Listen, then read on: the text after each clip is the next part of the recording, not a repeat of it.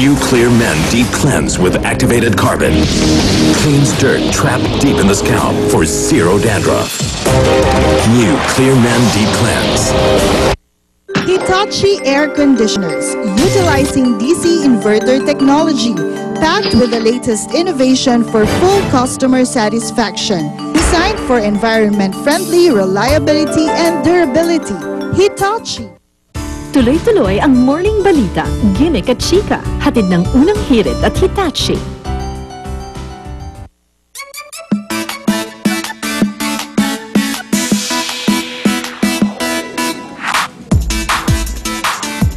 At narito na mga balitang dapat abangan mamaya sa unang balita.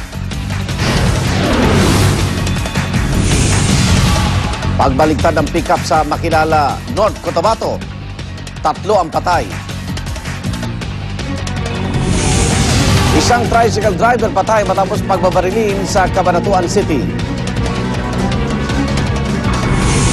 At Lady Gaga, mainit na sinalubong sa Thailand para sa pagpatuloy ng kanyang Born This Way Ball Tour. At tabayan ang mga karagdagang detalye mamaya sa unang balita. Narito naman ang hinit panahon, Linda Vanyuver.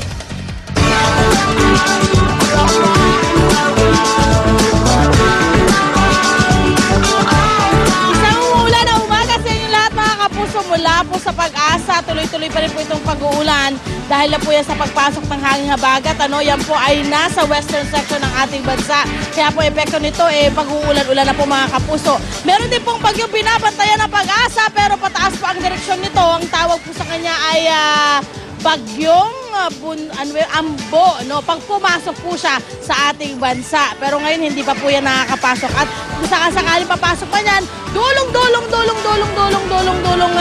bahagi na po yan ng ating bansa sa may norte, no? Hindi masyadong makaka-apekto sa atin. Kaya good news po yan para sa atin. Ang western section naman po makakaranas sa madalas na maulap na kalangitan na may mga kalat-kalat na pag-ulan, lalo na po sa hapon o sa gabi. Sunrise natin, 5:26 ng umaga at ang sunset natin ay 6:19 ng hapon.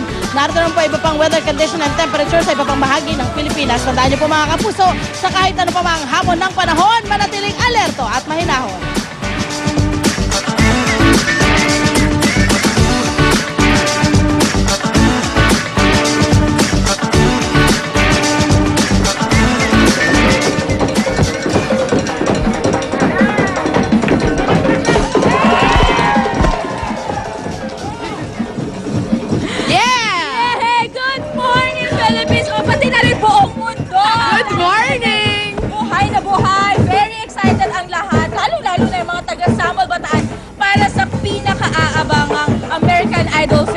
Results na magaganap in a few hours na lang. Tama ka dyan, Mon. At syempre, hindi nga lang buong Pilipinas ang nag-aabang, kundi buong mundo inaabangan kung sino nga ba ang mag-uuwi ng corona ng American Idol Season 11. Si Jessica ba o si Philip Phillips? Naku, excited na ako. Kaya naman, eto po ang kababayan ni Jessica dito sa Samuel Bataan and todo support na talaga.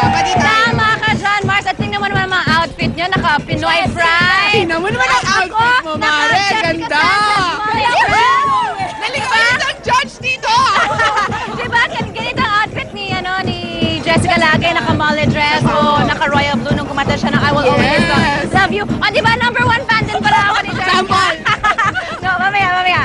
At abangan niyo po mga kapuso dahil makakasama natin ang mga kamag-anak at maraming nagmamahal kay Jessica Sanchez dito sa Samuel Bataan!